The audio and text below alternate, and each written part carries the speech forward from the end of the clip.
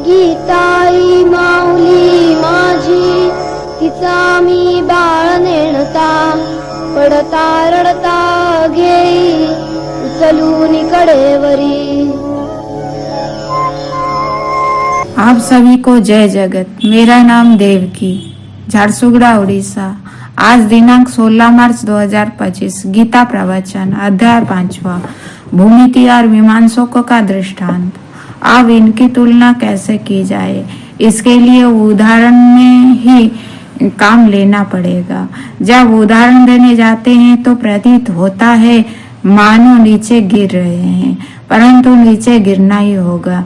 सच पूछिए तो पूर्ण कर्म संन्यास अथवा पूर्ण कर्म योग, ये कल्पना ऐसी है जो इस शरीर में नहीं समा सकती।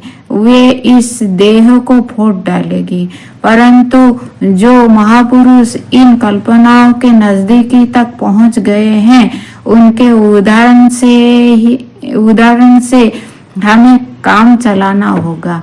उदाहरण तो सदा अधूरे ही रहने वाले हैं, परंतु थोड़ी देर के लिए उन्हें मान लेना होगा कि वे पूर्ण है। रेखा गणित में कहते हैं कि कल्पना करो, अ ब का एक त्रिकोण है।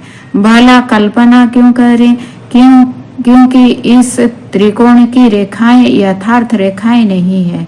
रेखा की तो व्याख्या ही यह है कि उसमें लंबाई है पर चौड़ाई नहीं। श्यामा पट्ट पर बिना चौड़ाई के यह लंबाई दिखाई कैसी जाए? लंबाई जहाँ आई वहाँ चौड़ाई आ ही जाती है। जो भी रेखा हम खींचेंगे उसमें कुछ ना कुछ चौड़ाई रहेगी ही। इसलिए भूमिति शास्त्र में रेखा माने बिना काम नहीं चलता। भक्ति शास्त्र में क्या ऐसी ही बात नहीं है?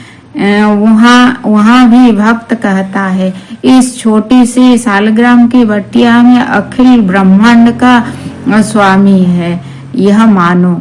यदि कोई कहता है यह क्या पागलपन है, तो उससे कहो, तुम्हारे यह भूमिति क्या पागलपन नहीं है?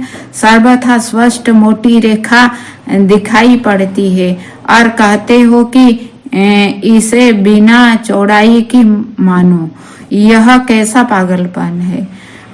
खुर्दबीन से देखोगे तो वह आधी इंच चौड़ी दिखाई देगी। जय जगत।